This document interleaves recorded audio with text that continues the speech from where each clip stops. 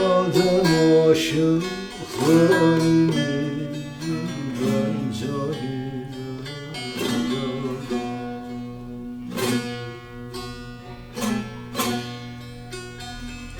Madem aşıklarım ben cahilim.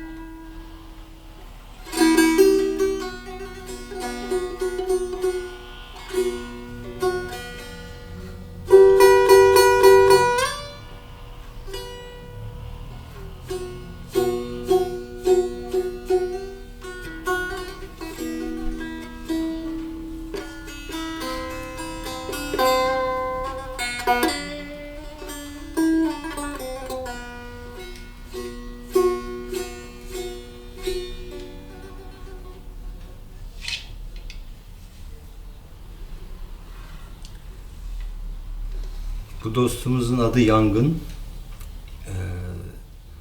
Hikayesinden biraz bahsedeyim, paylaşayım.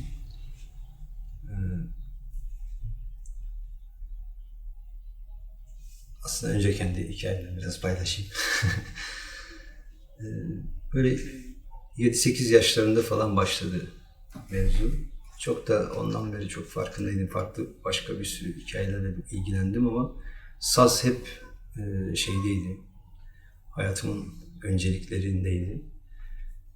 Ondan sonra böyle farklı şeylerle de hayatımda ilgilensem de sazın icrası ve yapımı ile ilgili hep bir muhabbet içerisindeydim.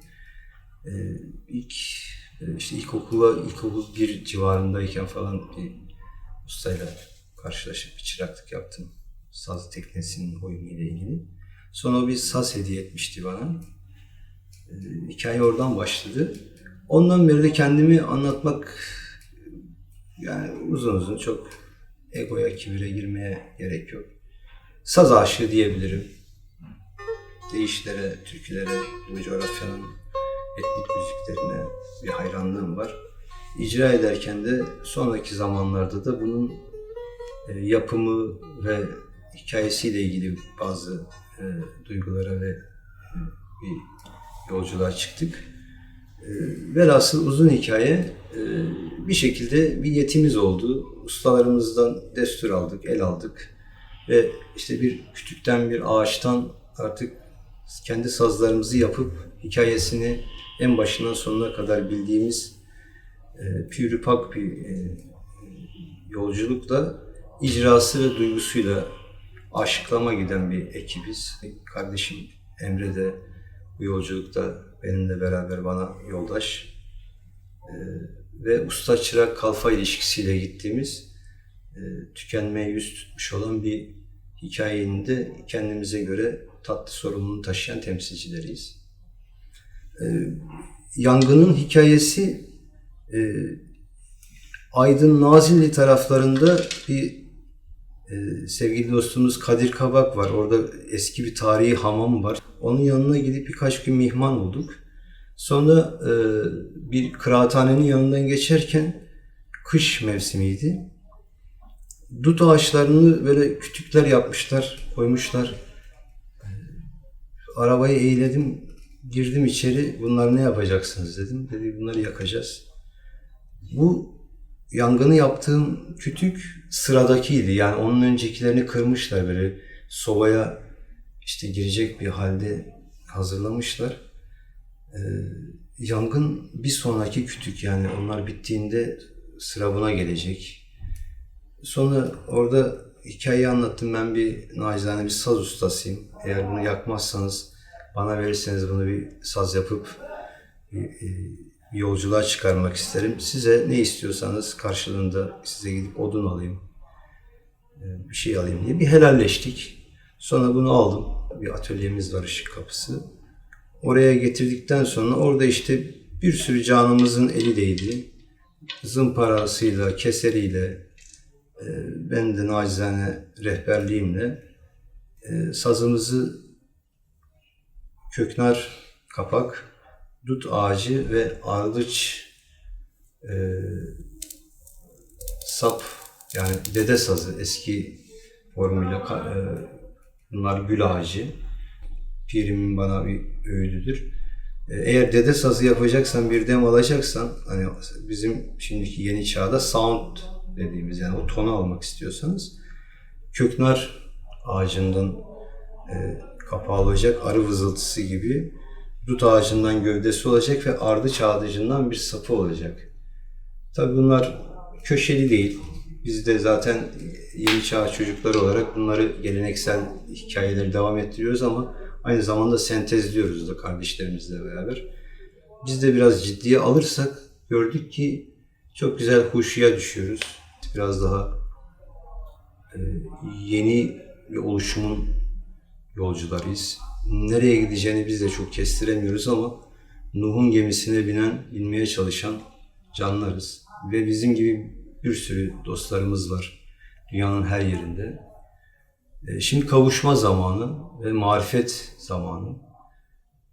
Kim resmini yapıyorsa, kim bir şeyini yapıyor, yani elindeki yeteneği neyse lütfen oradan iletişimler kuralım. Yani egolarımızla, kibirlerimizle gittiğimiz yolculuklar artık yemiyor. Yani hani karmalar çok hızlı, çok buradaki işaretleri güzel alalım. Işık Kapısı da burada gerçekten işte 2006-2007'den beri böyle kendi öz sermayesiyle biriktire gelen bir oluşum. İsmini koyamıyoruz. Dergah mı, atölye mi, işte medrese mi, bir cemhane mi? Bakın buradaki sazlar gerçekten bizden yaşça büyük olan sazlarımız var. Mesela şurada sedefli bizim neydi? Muhtemelen işte yapım itibariyle biraz teknik olarak söylüyorum. 50'lerin 60'ların falan sazı. Yani hani Işık Kapısı bu anlamda Fethiye'deki ana merkezle beraber aynı zamanda bir saz müzesi diyebilirim. Yani elimizde 150-200 senelik sazlarımız var. Onların bakımlarını yapıyoruz. Dostlarımızın atalarından, dedelerinden kalan, manevi değerleri yüksek olan sazları varsa onları işte restore edip bir kıymete getirmeye çalışıyoruz. Bunun yanında da ağaçtan yani kütük halinden alıp tezgahta gördüğünüz gibi şu an kızım Sude'ye yaptığımız bir saz. Tekneyi keserlerimizle oyup buradaki oğlum, evladımız önce Allah'ın sonra bizim dostu Baran'a yaptığımız saz. Hepsi bir süreçte. Şuradaki arkadaşımız da sevgili Tuncay'a yaptığımız Tuncay Korkmaz. Onun da haberi yok o sazı yaptığımızdan. Bundan 4-5 sene önce bize Selda ile beraber ziyaret ettiğimizde bizden bir saz istedi. Hikayesine başladık. O saz oluştu. Hatta hala devam ediyor. Onu hala süt emziriyoruz. O yüzden daha çıkartmadık meydana. Bizim için de son dönem için çok özel bir saz. Çünkü birkaç şeyi var. Onu da kısaca hemen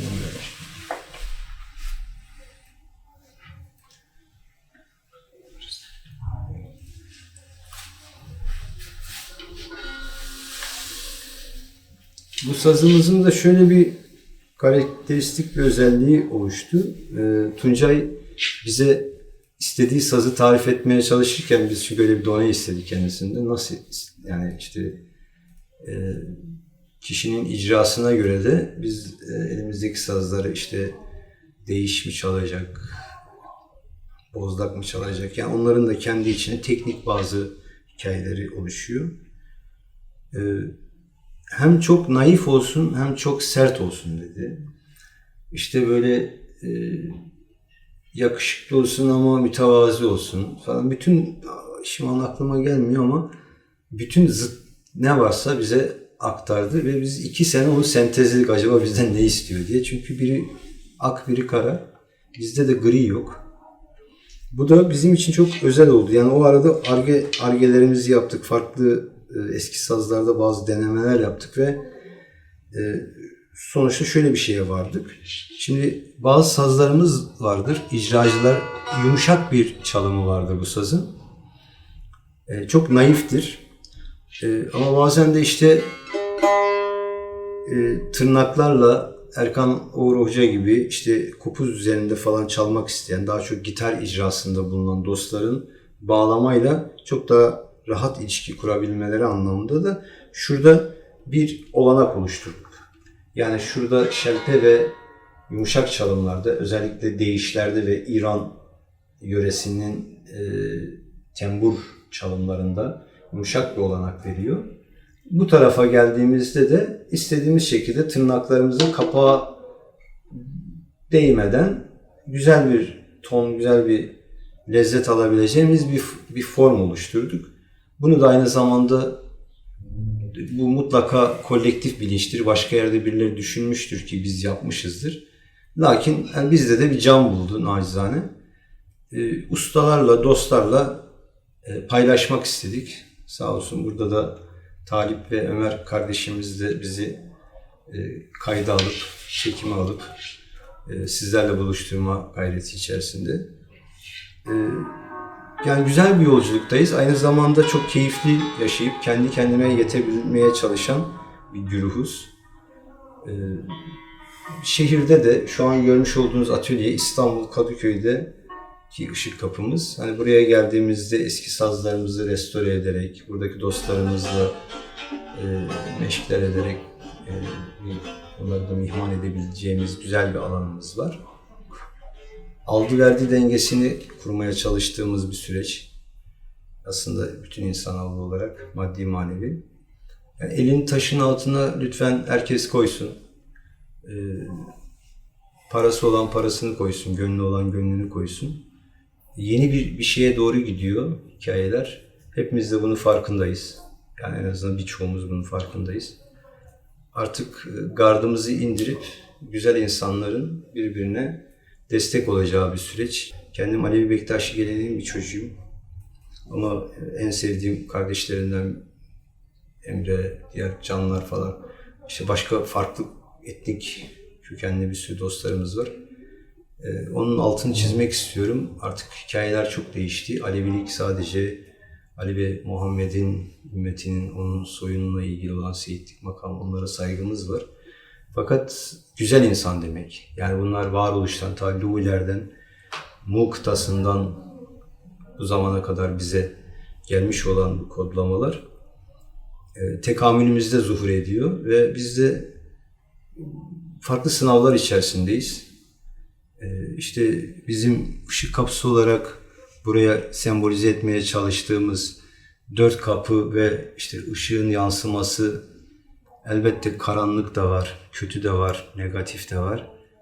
Biz sadece tercihimizi yapıp hangi taraftan olduğumuzu belli etmeliyiz. Ondan sonra da gerçekten eğer iyiysek onun hakkını vermeliyiz. Yani 46-47 yaşıma giriyorum. Ben bu yaşıma kadar toplamda 2 tane insan gördüm ki benim niyetim kötü dedi. Onun dışında belki 10 binlerce insana dokunmuşumdur, karşılaşmışımdır. O yüzden hani hep niyetim iyi demekle olmuyor. Gayreti görelim, marifeti görelim, üretimi görelim, meşki, muhabbeti, dostluğu görelim. Artık birilerine karşı atıflarda bulunup, şikayetlenip, zarlanmayı bırakalım, sitemkarlığı bırakalım, bireysel alınganlıkları bırakalım lütfen. Çalalım, söyleyelim, muhabbetimize, meşkimize bakalım. Çünkü artık Azrail'in de yaşa başa bakmadığı bir süreç. Eskiden dedelerimiz, nenelerimizde sıralı ölümler vardı. Şimdi haberler alıyoruz. Genç yaşlı dostlarımız Hakk'a yürüyor. Yani bunun farkına varıp gönül kırmadan, misafir gibi davranarak, misafir umduğunu değil bulduğunu alır, onu kabına koyar. Eğer misafir isek bu dünyada, o zaman bu kadar dertlenip, bu kadar zarlanmaya, bu kadar gam tasaya gerek yok. Önümüze gelmiş olana hamdolsun deyip hikayelerimize devam edelim, eğlenelim, muhabbet içerisinde olalım. Aşk ile.